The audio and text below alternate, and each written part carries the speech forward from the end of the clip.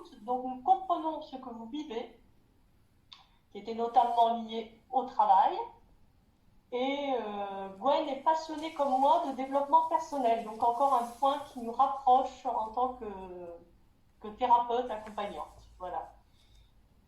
Donc tu m'as dit que tu as commencé à pratiquer le yoga il y a combien de temps, Gwen? Alors, j'ai commencé à pratiquer le yoga en 2017. Donc maintenant, ça fait quasiment 5 ans. Ouais. D'accord. Et tu as fait ton burn-out à quel moment? En quelle année? Alors, le burn-out, c'était plutôt en 2019. Donc, j'ai vraiment essayé d'utiliser le yoga au début pour m'aider à gérer mon stress, en fait.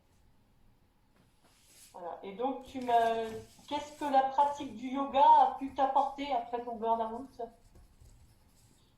Alors, après mon burn-out, en fait, ce qui m'a aidé, c'est ce que j'ai fait avant le burn-out.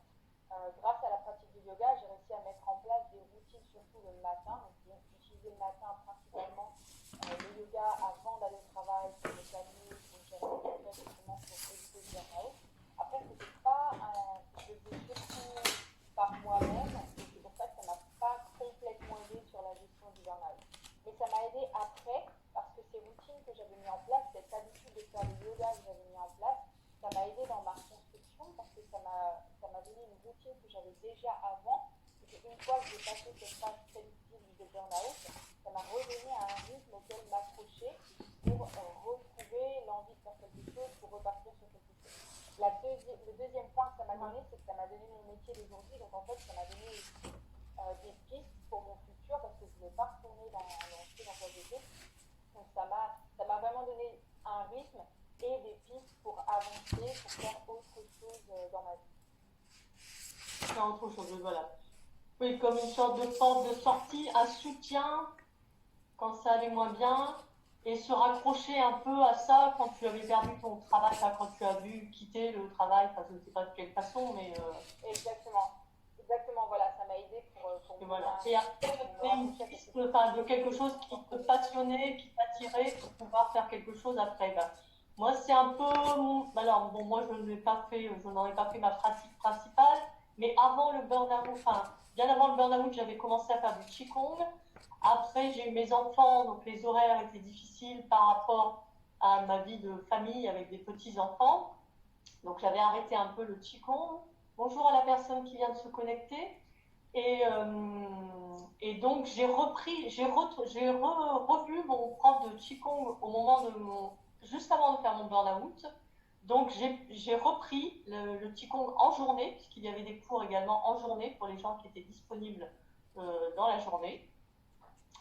Et donc, ça a pu m'aider à retrouver des choses et à me remettre en contact avec des choses de bien-être et à me mettre sur la piste de mon futur métier, en fin de compte, puisque autour du yoga, le prof avait d'autres choses dont il nous parlait, sur lesquelles il s'informait, il s'intéressait, sur lesquelles il faisait des formations. Et du coup, je pense que ça m'a amené petit à petit vers quelque chose, vers le bien-être, un accompagnement, aider les gens.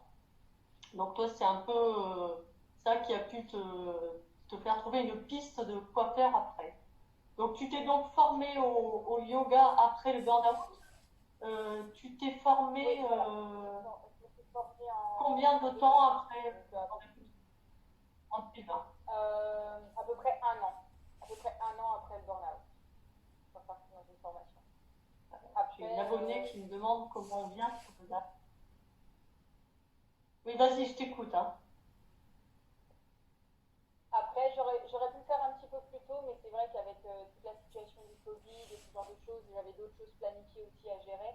Donc c'était un peu la seule date que j'avais disponible qui marchait bien Voilà. Et entre donc temps. tu as eu envie d'aider des personnes qui, comme toi, ont vécu des situations de stress, d'anxiété, Voilà, etc. par rapport à ce que j'ai découvert avec le yoga, avec ma formation de yoga, par rapport à ce que j'ai vécu avec ma mise en place de routine et par rapport à ce que j'ai découvert pendant ma formation de yoga où j'ai vraiment été encore plus dans le vif du sujet par rapport au yoga et comment ça impacte le corps, j'ai vraiment compris comment ça pouvait aider des personnes qui avaient besoin d'apprendre à gérer leur stress, qui avaient besoin d'avoir un soutien quotidien, d'avoir quelque chose auquel se rattacher pour justement gérer tout ce stress physique et mentale qu'ils avaient dans leur vie. Je comprends. Moi, j'ai vécu aussi du stress, de l'anxiété, etc. Donc, je peux tout à fait comprendre. Et j'ai pu voir par le Qigong, qui est une autre pratique parallèle, pas tout à fait la même chose que le yoga, que ça peut permettre d'apaiser un peu toutes ces turbulences émotionnelles que l'on vit avec le burn-out. Alors, tu me disais que le yoga peut alléger, apaiser le corps et aider à gérer l'anxiété, les angoisses. Peux-tu nous en dire un peu plus? Voilà, alors le yoga, c'est vraiment quelque chose qui fonctionne très très bien sur le stress et pour plusieurs raisons. Moi, le yoga que j'utilise, c'est surtout le Hatha Yoga, et ça, on en parlera un petit peu plus des différents types de yoga. Mais l'avantage du yoga, ça, sur le corps, c'est qu'on travaille sur le côté physique et sur le côté mental avec le yoga. Mais l'idée principale, c'est d'aller travailler, d'aller cibler sur le système nerveux qui sont responsables soit du stress, soit du calme. Donc, on va vraiment travailler sur deux mesures, travailler sur un soulagement immédiat. Et quand on pratique le yoga, on bouge beaucoup avec le cou, avec la colonne vertébrale, et tous les nerfs qui sont responsables de cette mise en place des différents systèmes nerveux se trouvent justement dans la nuque et dans la colonne vertébrale. Donc en bougeant grâce au yoga et en axant les mouvements sur la nuque, sur la colonne vertébrale avec différentes positions, on peut stimuler, rééquilibrer les différents systèmes qu'on a à ces endroits-là. Ça aide avec ça, ça aide avec pas mal d'autres choses. Alors quand on parle de yoga, il faut détailler un petit peu plus. Le yoga, c'est beaucoup plus large que juste les postures qu'on fait sur le tapis.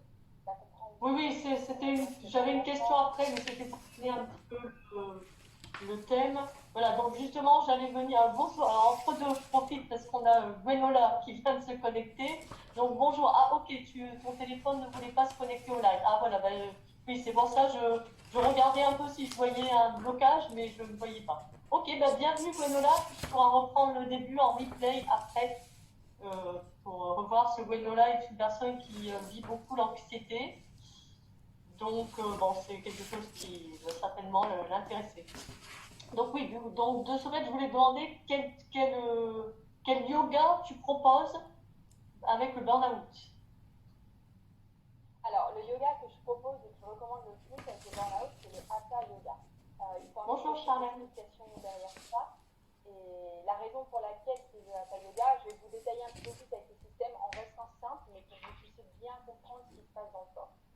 Donc, je vais vous parler de deux systèmes dans le corps qui font partie de nos systèmes nerveux autonomes, donc qui font partie de nos réponses automatiques. Je pense que vous vous êtes déjà rendu compte, quand on se stresse, c'est une réponse automatique. Ce n'est pas nous qui choisissons de mettre notre corps dans un système de stress. Donc cette réponse automatique, on peut avoir une réponse vers le système stress et une réponse vers le système calme. Le système stress, c'est ce qui va nous aider à sortir des situations de danger. L'exemple le plus simple que je puisse utiliser, c'est par exemple, vous voulez traverser la route, vous regardez à gauche, à droite, il n'y a pas de voiture, vous traversez la route, il y a une voiture qui déboule d'un seul coup, sans même vous en prendre compte, vous allez sauter automatiquement sur le trottoir. C'est votre système stress qui se met en place. Donc on a forcément augmentation du rythme respiratoire, notre respiration augmente, on a augmentation du rythme cardiaque, et toutes ces augmentations, elles sont faites pour pouvoir envoyer tout ce qu'on a besoin aux muscles et au cerveau pour agir dans cette situation de danger. On va agir vite et efficacement. Et le système stress, c'est le système opposé qui, lui, quand on se calme. Une fois que vous avez évité le danger, une fois que vous avez évité cette voiture, il n'y a plus de raison de stresser. Donc le stress, le corps est censé repartir dans son système par défaut, qui devrait être le système calme, et donc se calmer à nouveau, calmer la respiration, calmer le rythme cardiaque, et ne plus envoyer tout le sang aux muscles, mais bien repartir sur le système de régénération du corps, pour que le corps soit prêt à repartir dans ce système stress qu'on a besoin. Et le système de régénération du corps, c'est prendre soin de nos organes, la digestion, avoir une bonne digestion pour justement accumuler toute l'énergie dont on a besoin quand on doit repartir dans ce système stress, et avoir un bon sommeil pour que le corps soit bien reposé. Donc c'est nos deux systèmes, et le yoga agit directement sur ces deux systèmes. Le yoga en général agit directement sur ces deux systèmes. Moi, quand je parle de Hatha Yoga, en fait, j'aime bien détailler trois types de yoga différents qui existent. Le yoga vinyasa, c'est le yoga que vous voyez le plus souvent. C'est le yoga où on bouge beaucoup, il y a vraiment un flow, de la